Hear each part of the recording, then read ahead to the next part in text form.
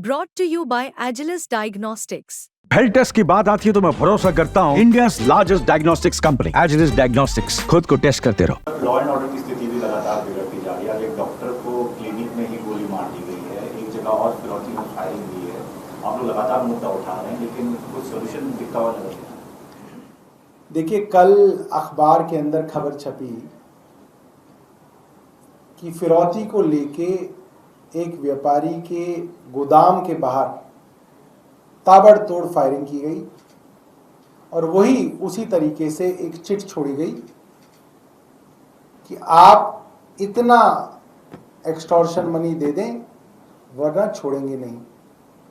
और ये भी मैसेज पूरी दिल्ली में आज साफ है कि अगर आप इन गैंगस्टर्स को पैसा दे देते हैं तो ठीक है, अगर आप इन्हें पैसा नहीं देंगे तो आपको इसका अंजाम भुगतना पड़ेगा। ये पूरी दिल्ली में आज चर्चा है।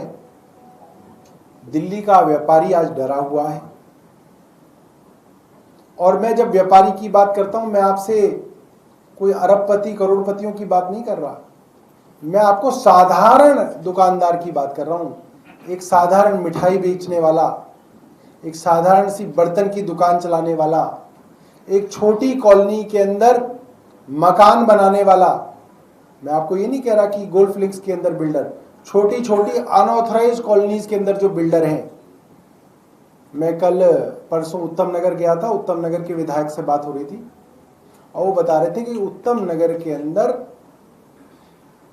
सैकड़ों ऐसे लोग हैं जिन्होंने अपना काम धंधा बंद कर दिया है इस एक्सटॉर्शन के चलते।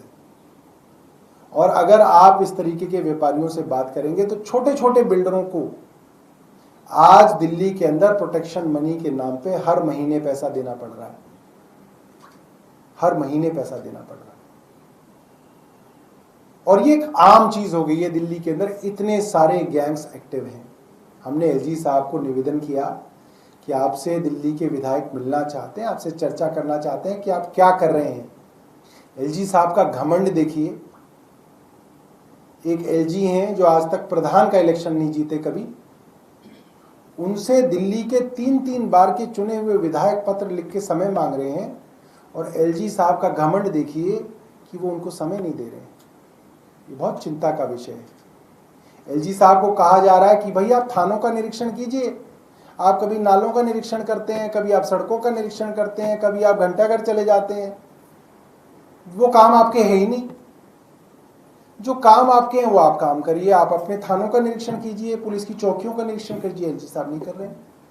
और आज जो घटना सामने आ रही है, मैं देख रहा हूं कि डॉक्टर्स एसोसिएशन ने ट्वीट किया है उसके विषय में, रेजिडेंट डॉक्टर एसोसिएशन ने, उसके प्रेसिडेंट ने,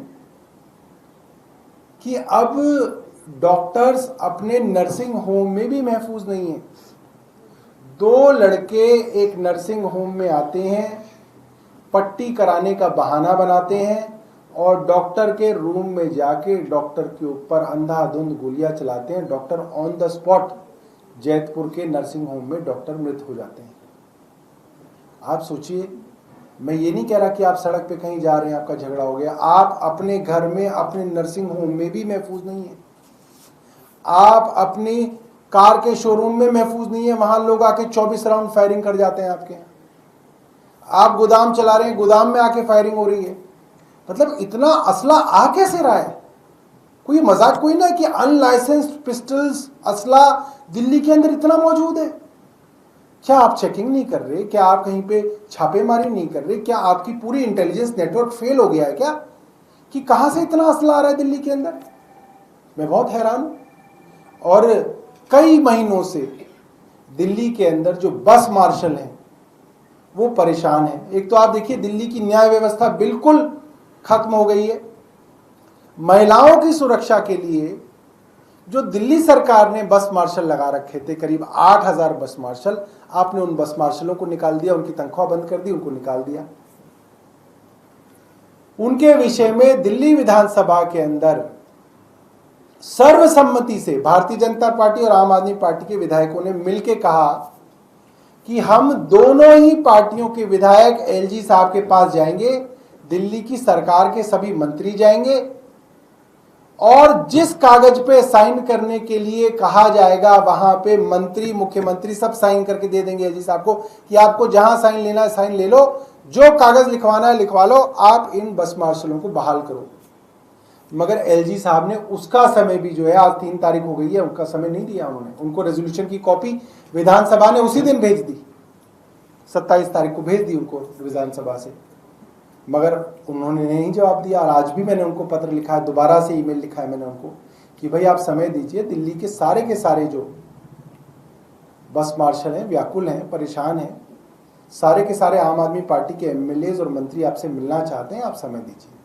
बहुत बहुत धन्यवाद। अगर आपके पास कुछ प्रश्न है तो बताइए। आपने जानकारी दी कि अरविंद केजरीवाल शिफ्ट हो रहे हैं, एक और खबर आ रही कि मनीष सिसोदिया भी आपकी कल ने एमपी हरभजन सिंह क्या हो रहे हैं। देखिए ये बात तो तय है कि मुख्यमंत्री और उप मुख्यमंत्री के पद पे रहे अरविंद केजरीवाल जी और मनीष सिसोदिया जी दोनों ही अपने अपने मुख्यमंत्री और उप मुख्यमंत्री का जो घर मिला था उनको, उसको वो छोड़ेंगे।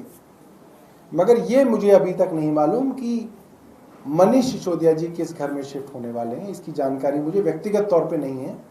मगर ये बात तय है कि वो दोनों ही अपने जो निवास जो उनको आवंटित किए गए थे बतौर मुख्यमंत्री और बतौर उप मुख्यमंत्री, उनको वो छोड़ेंगे और आजकल में ही वो इन दोनों मकानों को छोड़ेंगे। सर, विपक्ष हो सकता है ये भी सवाल उठाए, टेक्निकलिटी समझना चाह रहे थे, क्या अब वो अशोक मित्तल जी के यहाँ घर में शिफ्ट हो रहे हैं अरविंद केजरीवाल, तो क्या वो टेक्निकली पॉसिबल है, नंबर 1। और नंबर 2, क्या जो दिल्ली की मुख्यमंत्री आतिशी वो 6 फ्लैगस्टाफ रोड वाले मकान में शिफ्ट होंगी?